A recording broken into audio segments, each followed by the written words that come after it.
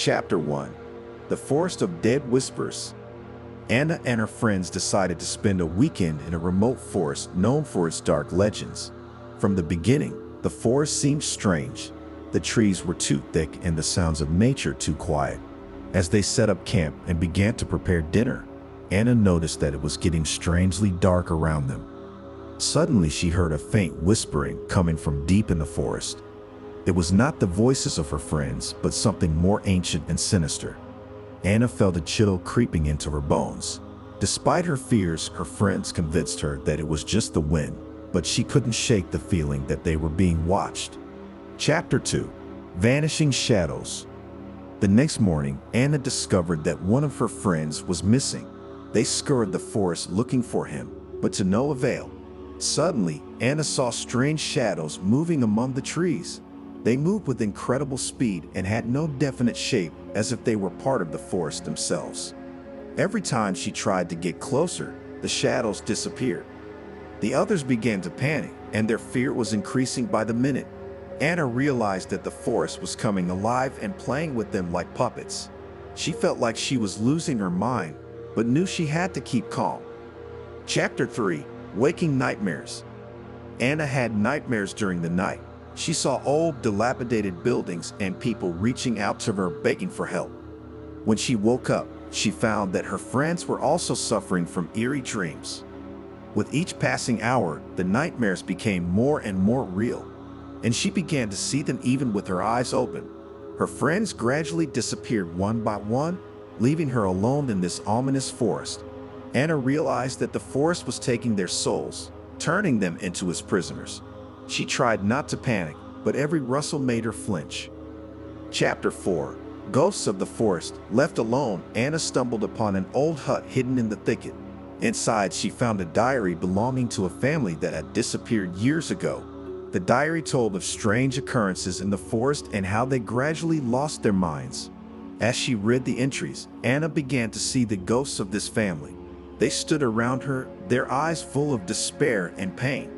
They tried to tell her something, but the whispers of the forest drowned out their voices. Anna realized that the forest held their souls captive and was looking for a way to free themselves. Chapter 5. The Ritual of Salvation. Anna realized that her only chance for salvation was to perform the ritual described in the diary. She had to collect certain items scattered throughout the forest and perform the ritual in a sacred clearing. The forest did its best to thwart her. Whispers turned into screams, shadows became more and more aggressive. When she finally gathered all the things she needed, time was almost up. In the night, lit by the full moon, she began the ritual, feeling the forest squeeze her in its embrace. The spells she cast caused a storm, but she didn't back down. Eventually, the ghosts began to fade and the forest became quiet. Anna found her way back, realizing that she was leaving a part of herself in this dark place, but saved nonetheless. Chapter 1. Welcome to the neighborhood. The Johnsons, a family of 4, moved into the old Victorian house on the outskirts of town, enchanted by its Gothic charm despite warnings from locals. The house was a labyrinth of creaky floors and dusty rooms filled with forgotten relics and eerie whispers. Each family member reacted differently. Mr. Johnson, a history buff, was fascinated by the home's past. Mrs. Johnson, more pragmatic, felt an unsettling presence.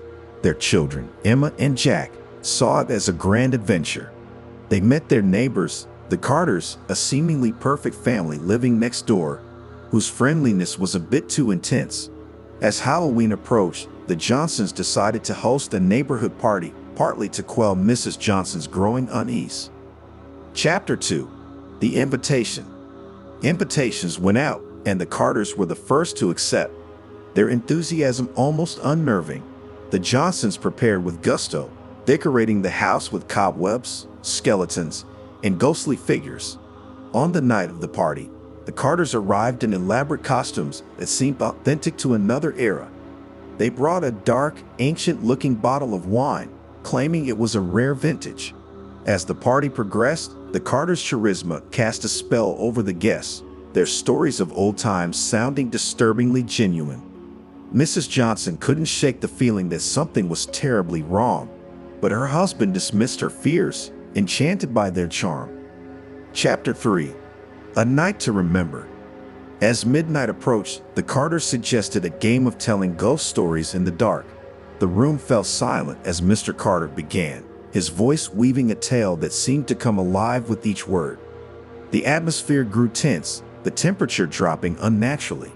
Mrs. Johnson watched in horror as the Carters' eyes began to glow faintly red, their smiles revealing sharp fangs. The other guests were oblivious, entranced by the Carters' hypnotic charm. When the children were sent to bed, Mrs. Johnson felt a growing dread, suspecting the Carters' intentions were far from benign. Chapter 4. Revelations in the Attic. Determined to protect her family, Mrs. Johnson slipped away to check on her children, finding them sound asleep. A cold draft drew her to the attic, where she discovered a hidden room filled with old newspaper clippings and faded photographs. The clippings detailed the house's dark history, disappearances, deaths, and the Carters' names appearing over centuries.